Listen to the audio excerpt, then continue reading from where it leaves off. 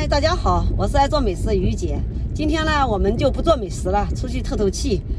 刚好现在呢也不冷不热的，又是春天，看看风景，透透气。顺便呢回老家看一下我们老家有一个产茶的地方，看看我们平常都喝的茶叶都是怎样制作的。看看今天呢可能是个阴天，不知道有没有采茶的，我们待一会儿去看一下。是否能让我们进去拍呢？我也不知道。顺便随便看一下啊。今天就放松一下，给自己放个假。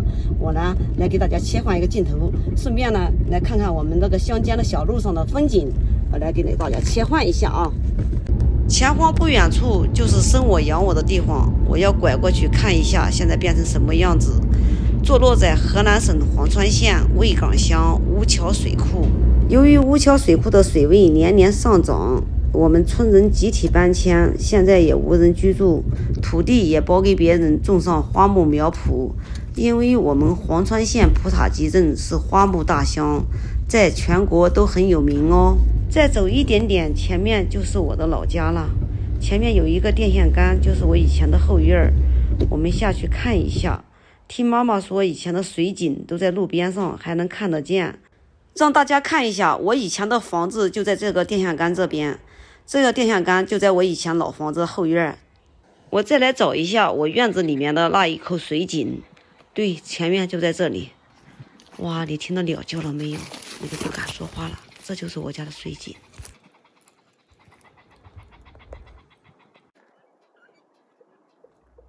我都不敢说话，这是不是野鸡呀？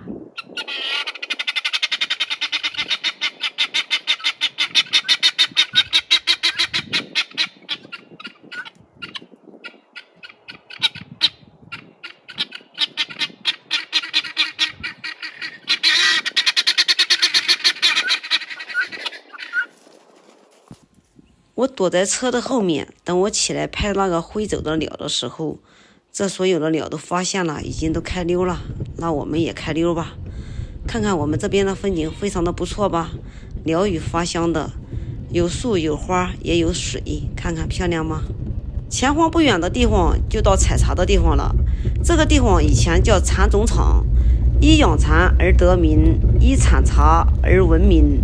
蚕早都没养了，茶叶只有仅仅的100-200亩，也不多了。因为土地全部都被我们花木之乡普塔集镇人租去种植花木苗圃，所以路两边看到的到处全都是苗圃。看一下，这已经到了茶厂了，这就是采茶的地方。今天怎么没有人啊？是不是来得太早了？哦，昨天晚上刚下的雨，今天又是个阴天，是不是这个问题都没有人采茶呢？下来看一下。在采茶的都是大姐阿姨们，因为年轻人都出去打工创业了。这些大姐阿姨们把孙子送上学以后，没事来掐点茶，一斤呢老板还会给25块钱，一天也可以掐几10块钱补贴家用。来，我看看你的茶，看你掐的茶。哇，都是小嫩芽，一芽一叶的小嫩芽，好嫩啊。掐茶多少钱一斤啊？25。现在已经到11点了，11点开始收茶，所有的掐茶的都到这个地方来称一称，按25一斤，老板付工钱。茶收完以后，全部都运到这个炒茶房进行加工，这就是炒茶房了。炒茶的第一步工序就用这个大机器进行杀青，从机器的这一头进去，然后从这一头就出来了，水分也就杀了一半了。这头呢也有一个工作人员不停地翻拌，因为下面放了一个电风扇，不要的杂质和大叶片都从这个地方已经都过滤出去了。你看一下，过滤多少大叶茶。接下来要进行第二步，把杀过青的热茶快速的倒在冷床上进行冷却。这个冷床类似冰箱一样，从下面往上面冒着凉气，一会儿的功夫把热茶就冷凉了。冷凉以后重新给它收起来，用薄膜给它包紧，然后放在一边。这一步叫回软，因为回软了以后在炒制的时候它不容易碎，然后再给它放到这个机器里面。这一步叫做揉捻。揉捻在过去也就叫搓条，让茶叶卷起来，卖相更加美观。茶叶揉好以后，然后再给它放入这个机器里面进行炒制。过去都是用一口一口的大铁锅，就像这样的。这种大铁锅就是过去的炒茶的大铁锅，还在留着呢。用人工，全部用一个大扫把进行炒制。如今全部电气化，多方便呀，又干净又卫生。茶叶刚炒片刻，然后把一个格子里面放上一个钢丝，在炒片刻的时候把钢丝取出，然后放上木棒，再进行炒制。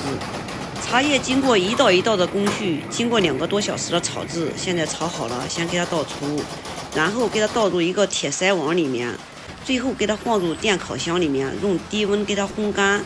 烘干呢也不要烘得太干，烘到90%干时给它端出，给它放入大竹筐里面，进行炭火第2次烘干。刚刚听工作人员给我介绍，最后这一步用炭火烘干是最佳关键。用炭火烘干过的茶叶格外的香浓。用木炭烘干法还是采用过去的传统老做法，好多的地方这一步都给省略了。但是我们这个蚕种厂生产的茶叶，为了保证质量和品质，一直在坚持用木炭烘干法。茶叶经过一道一道的工序，茶终于炒好了。现在经过筛选以后，就可以打包上市了。因为我们这边的环境好，这个茶叶也特别的香，一直都是供不应求。我们当地人都喜欢喝这种茶，这种茶在我们当地也叫信阳毛尖淮南大叶茶。今天为了拍这个视频，我早上从7点多就开始出发，现在已经是下午的6点多了。炒茶的过程我全部都拍完了，下面我们喝点水就可以回家啦。好了，今天的视频就给大家分享到这里吧，我是于姐。